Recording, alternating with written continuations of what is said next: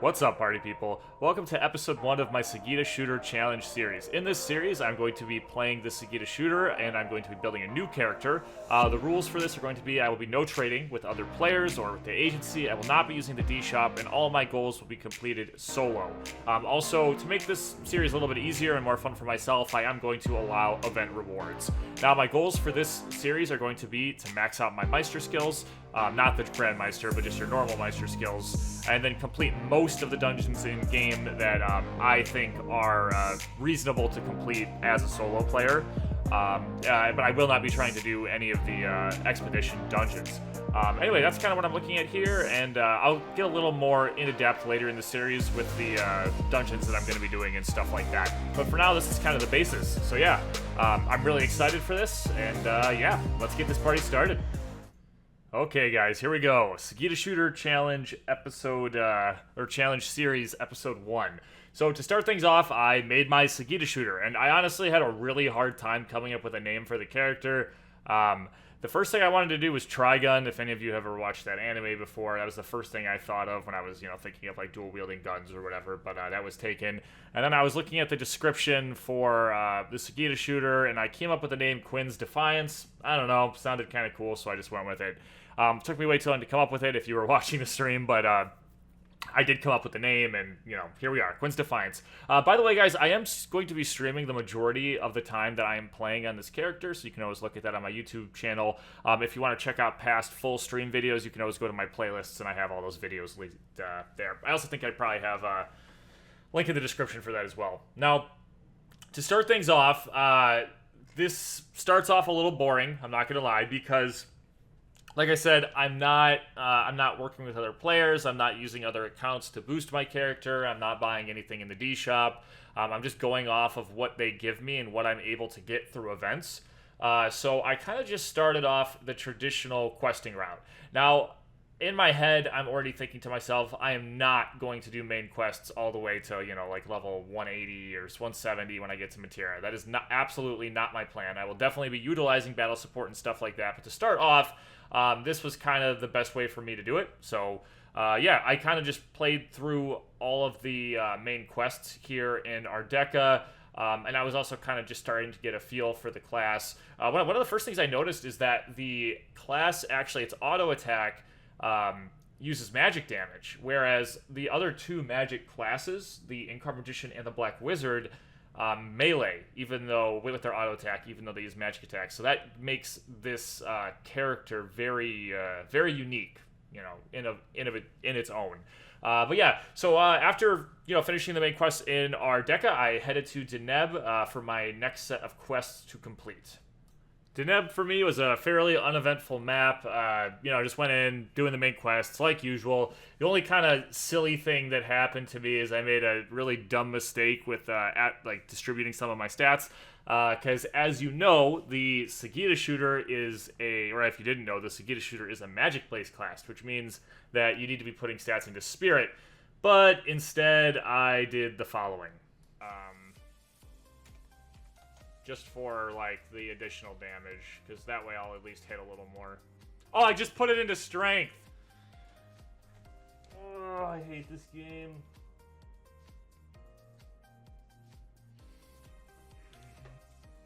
I guess we're using my stat reset.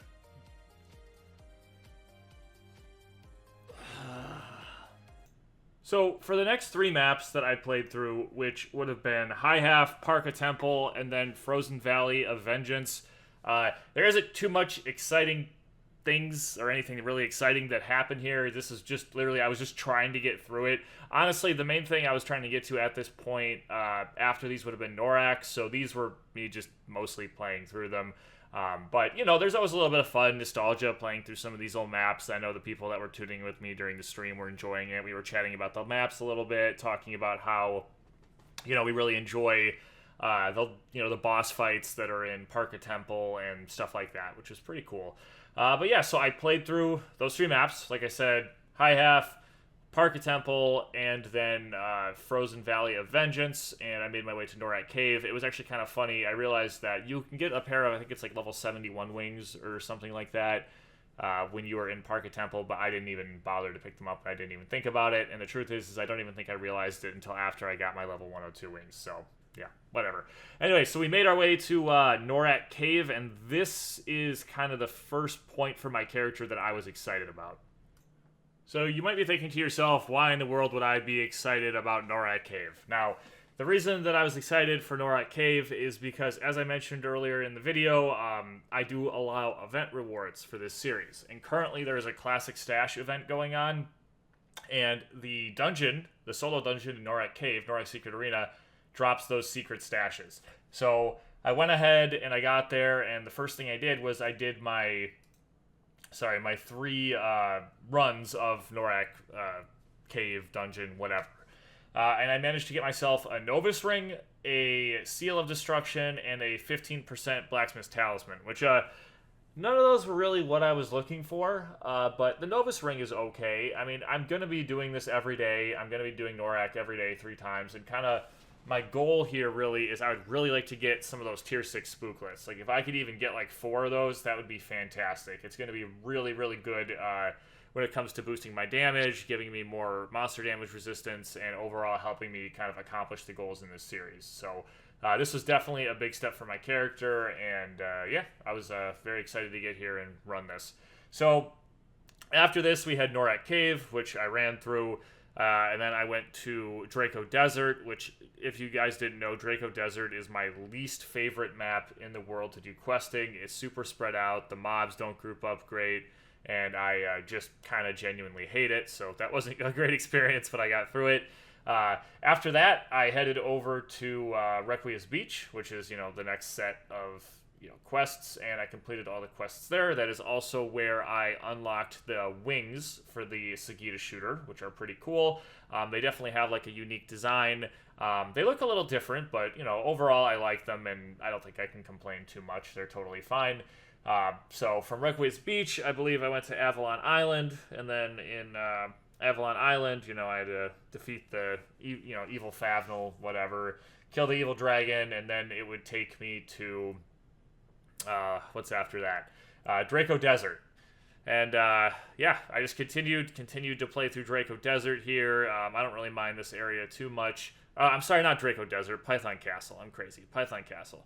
And Python Castle here is actually, I'm trying to remember when all I opened up my various rewards, but I know I have a section here for you guys to watch with me opening up some of my level up rewards.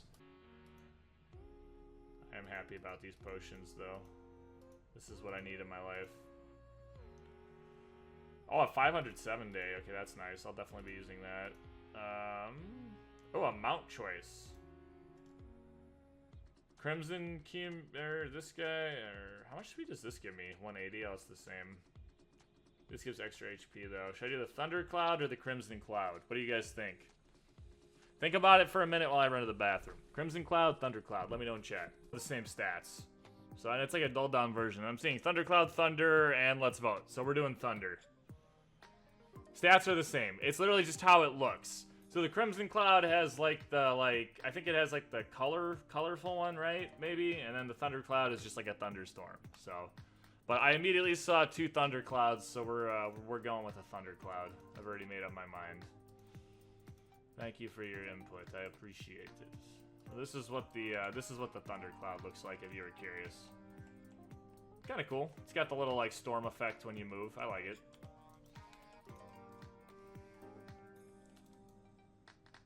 Guy is bullying me. Get out of here. Die. Thank you. I still gotta get my weapon. Gotta destroy all the statues now. This is so much fun. Okay, level 130 pack, and now this is my Twisted Fate weapon. So we want the Pierce, which, that's actually, this is a significantly higher amount of damage, so that's pretty nice actually. Oh, it looks more menacing, too. Look at that. Yeah, my damage is going to go up quite a bit with this, so pretty nice. So after this, I just continued on with the Python Castle map. I played through that. Nothing really exciting or special there. You just kill the statues. how you move on. After that, I got to Doomed Maze, and another exciting thing about Doomed Maze is that now I can do the Doomed Maze solo dungeon, which is actually the Python Castle solo dungeon. It's a little weird, but that's how it works. And I went ahead and I did my first run of that, which was good. Once again, hoping for a spooklet. I did not have any luck getting the spooklet. I did, however, manage to get myself a pair of boxing gloves, which was kind of interesting because I really wanted to see what the attack speed was like with the Segita shooter's auto attack. So you could take a look at that here. And then with the boxing gloves, yeah, it's a little faster. This has got to be like super fast with +9, right? That'll be interesting to see. So, alright guys, anyway, that kind of wraps up my first progress video here with my Segita Shooter Challenge series. I hope you liked it. This first one wasn't too exciting or eventful because it's kind of just getting through the beginning portion of the game. You know, not really getting any special gear or anything. Obviously, that's going to be kind of coming later on as I continue to put these out. This gave me kind of a good impression of what the class was like. You know, a lot of people have asked me what I think about the Segita shooter, and after playing it from the clips that you see in this video and the clips there, or you know, and the amount that I've played beyond this video, I actually like this class a lot. I'm finding it a lot of fun. It does feel out of place in the land of Dekaron. The skills feel kind of weird sometimes, and they're definitely copied from other classes, but overall it's still fairly fun to play, and I think it's going to give some kind of unique fun experiences in the game, and I'm excited to continue working through this challenge series. Anyway, let me know what you guys think of this series so far. Let me know what you like, let me know what you don't like, let me know kind of what you want to see. But yeah, I'm going to keep putting these out, and this should be not super hard for me to accomplish, so unlike a lot of my other series in the past, this one, I feel like I'm going to be able to make it through. Anyway, guys, questions, suggestions, as always, you can leave them in the comments. And until next time, take care.